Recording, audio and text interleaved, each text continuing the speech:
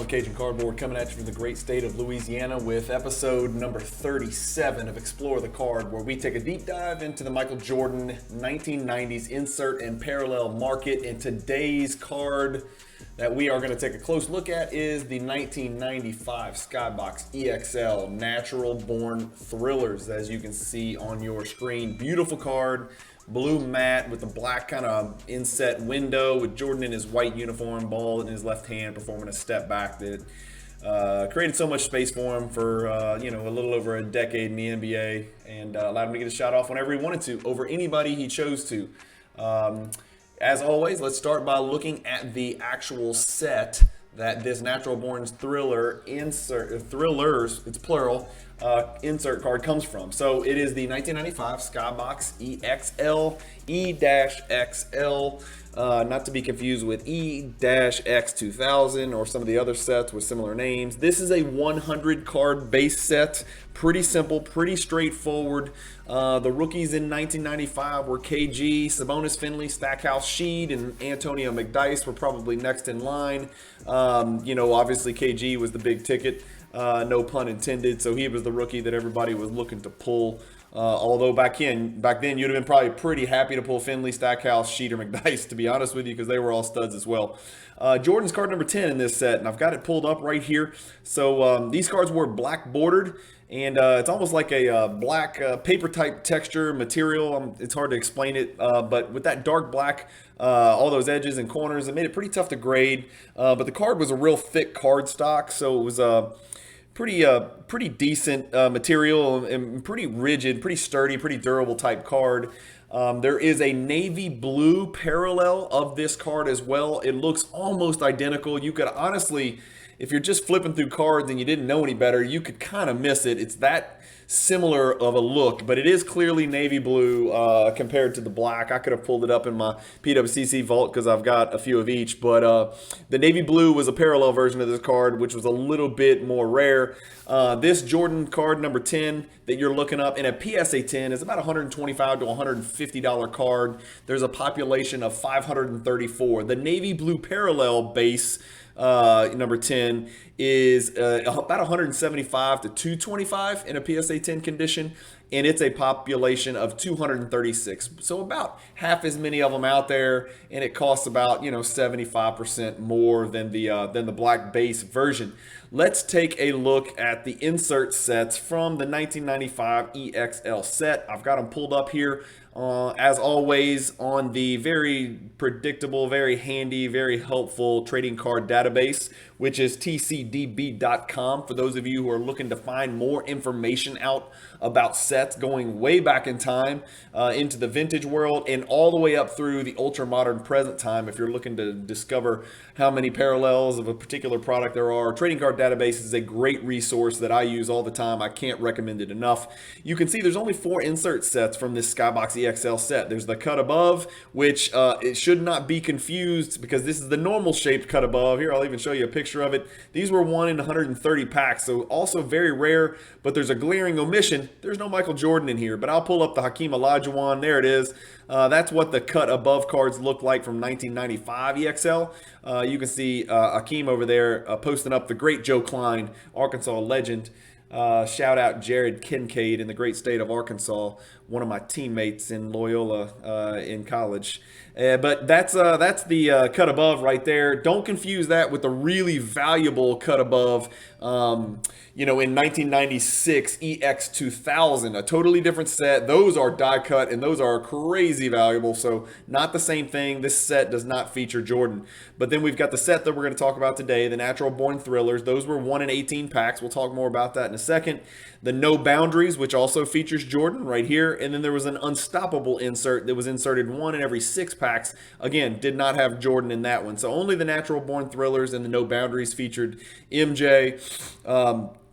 Natural Born Thrillers consists of 11 cards. 10 of them were numbered, and I don't know the story behind this. Somebody please comment below. There's so many astute 90s collectors out there that know so much more than me. I am learning as I make these videos. I assure you, I am not just walking up and clicking record. So I am trying to learn more about these 90s insert sets, just like you guys who are watching my videos. It looks to me like the Jerry Stackhouse card was not numbered. So you can see 1 through 10 on your screen here. But if you look at the Jerry Stackhouse card down here at the bottom that I've highlighted, which I'll click, it says NNO, which means no number. And if you look at the back of it, I'm looking, I don't see a number anywhere. So that makes it pretty unique. And but it looks like there's 11 cards in there. So I don't really know if the pack odds are 1 in 180 or 1 in 198. Quick Cajun math there. So either way, the Natural Born Thrillers is not the most crazy pack odds card, and we'll look at it in just a second. But I always like to examine the constituent cards within these insert sets, and by my calculations, if there's 11 players, only 5 of those are Hall of Famers. So that's a 45% Hall of Fame rate, which makes this probably not the most collectible insert set. The fact there's only 10 players makes it very doable, and the fact that it's 1 in 18 packs makes it also very doable, and they're pretty durable, and they have a pretty good gem rate, so you could probably put this set together in a pretty high grade. But the fact that only 5 of the players out of the 11 are Hall of Famers is it dissuades some people from chasing this as a potential full set that they'd like to complete in a high grade. There's no true imposters in here. There's no scrubs in here, right? So McDyess, Finley, Stoudemire, and Stackhouse are probably the weakest, but all those guys could hoop, and they were probably all big rookie, chases during 1995. So again, just to reiterate, Natural Born Thrillers is 1 in 18 packs. I've got my PSA 10 pulled up. I used to have a PSA 9, but once I grabbed the PSA 10, I decided to let the 9 go, so I moved it to put some funds together to go buy other Jordans that I don't have. So this is my PSA 10 on the screen. Really good looking card. Like I said, just kind of that inset window pane in the background, which kind of looks like another Jordan base card that we'll talk about a little bit later. But this is his Natural Born Thrillers here. It's just a beautiful, almost like cloud type pattern on the blue border, and then it's got these rivets, in this black window kind of inset area. One of the problems on this card is sometimes you'll see little white. What's a good word for those? Almost like little white hairs coming from the inside of the window pane where the border has kind of started to fray or shred a little bit. And so that sometimes leads to condition sensitivity, not so much on the outside edges, but that inside window pane edge. You'll start to see little cilia, I think they're called, or philia, whatever those little microfibers in the lungs. There's real thin looking little white nose hairs that come off the inside of that blue border. As always, I like to look at the back of it and read it. Again, I should reiterate, on the back, it's just pure black and white with Jordan, almost like a sketch here, bald Jordan. But it's card number 1 of the set, fellas, just so you know. But it says in gold foil script here, who can sit down with his airness back in uniform? His love of the game is only equaled by Chicago fans' love for him. So a very short narrative, and really not nearly as corny as we're accustomed to when we look at the backs of these 1990 cards. So that's what the card looks like. I love the card. I think it's gorgeous. You can see Jordan's tongue's just about to come out as he shoots that fadeaway jumper over somebody after his step back. And man, am I jealous of Jordan's arms in 1995. He's got great looking arms right there. So master of his craft. Anyway, let's give the people what they want. I have got pulled up our handy dandy chart showing the pop and the prices. What stands out to me on this chart? You guys can take a look, but what stands out to me on this chart is the fact that there's 155 gem copies between PSA and BGS. It also stands out that there's twice as many BGS, despite the fact that there's only about 45 more graded. 47 more graded. So BGS much more lenient, which is reflected in that gem percentage in that third column, where you can see that there's 26% chance of gemming with BGS, but there's only a 14% chance of a gem with PSA. What else stands out to me is that 51 plus 26, that is 77%. 77% of the raw natural born thrillers submitted to BGS get a mint or better grade. That is a humongous number. So this is a card that you can pick up raw and have a pretty dang good feeling. If you submit it to BGS, you're going to get a mint copy back. If you submit 5, you're damn near almost certain to get one 9.5 and a few 9s if you have a pretty good eye for looking at raw cards on eBay or whatever platform you're buying on.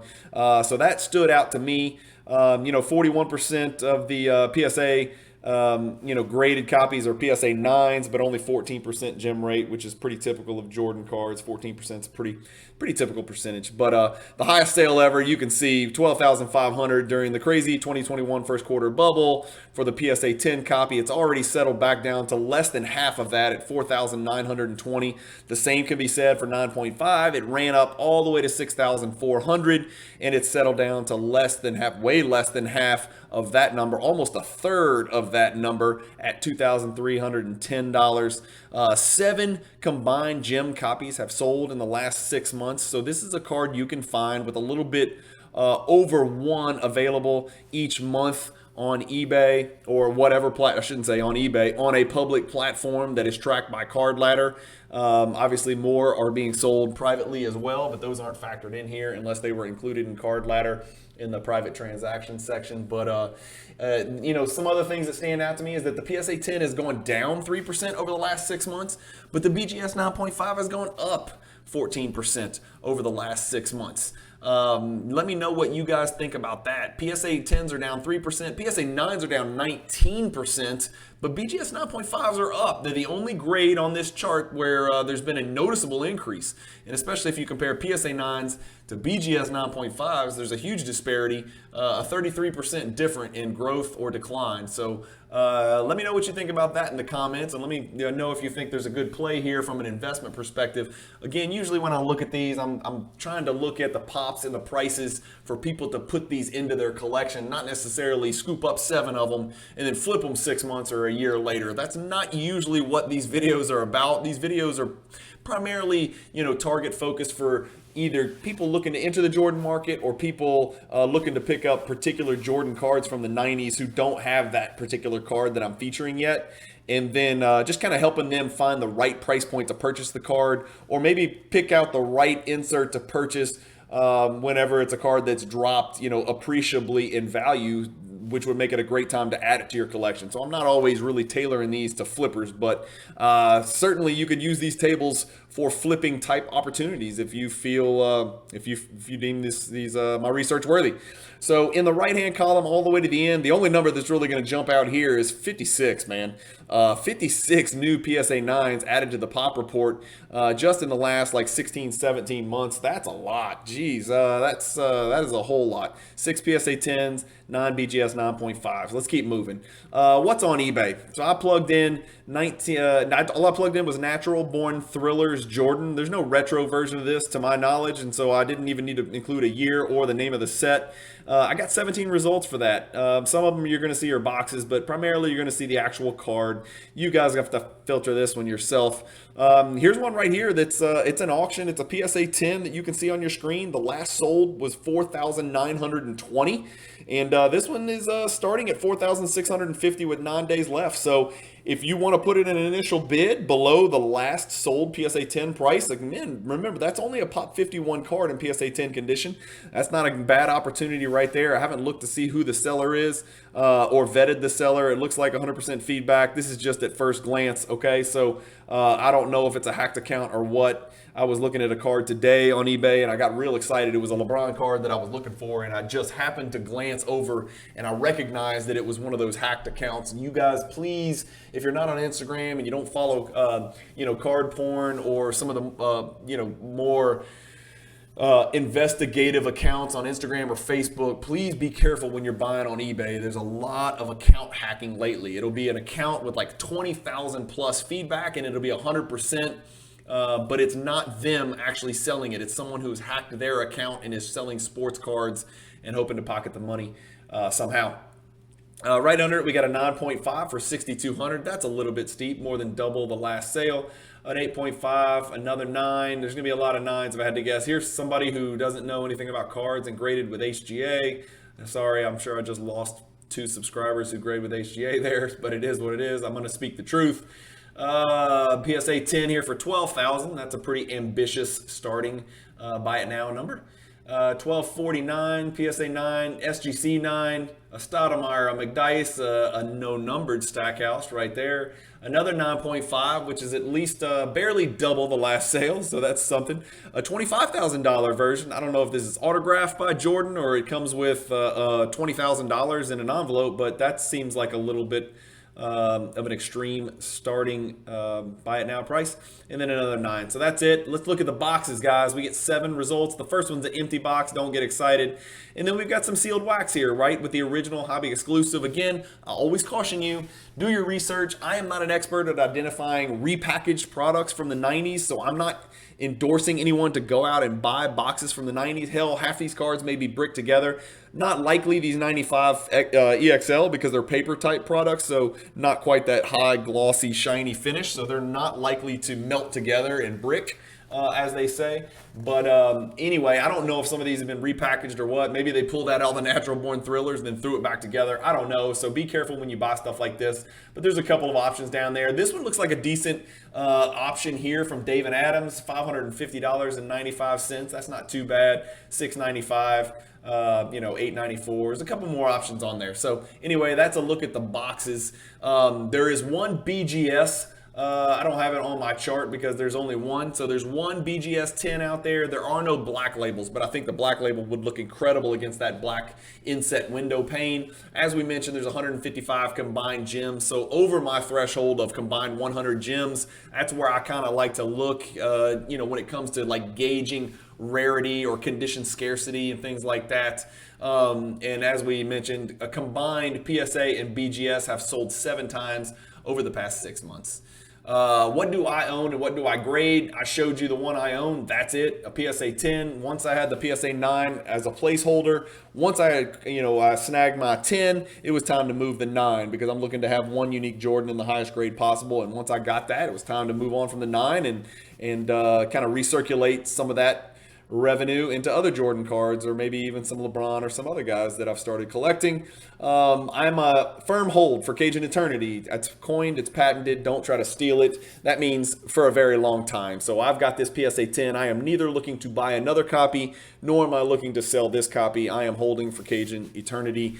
We always look at the, whether it's a low end, a mid end, a high end, or a open quotes, grail, close quotes, which is a word that I'm going to do a video on this soon. I think the word grail is drastically overused in this hobby.